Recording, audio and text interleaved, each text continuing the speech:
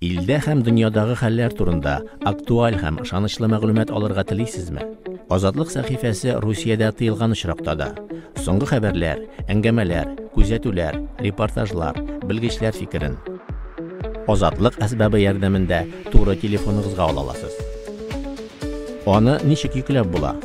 Әгәр сездә iOS җиһазы, әйтик iPhone булса, App Store кибетенә керәбез.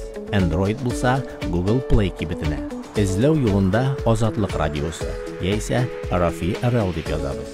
Әсбапны тапкач Get, ягъни йөкләү тимәсенә басабыз. Әсбапны ачып Get Started тимәсенә басабыз. Телләр исемлегендә татар телен сайлыйбыз. Бүлекләр сайлауны әлегә калдырып торырга була. Соңгы адым яңа язмалар турында кисәтү кирәкме дигән сорауга әйе дибез.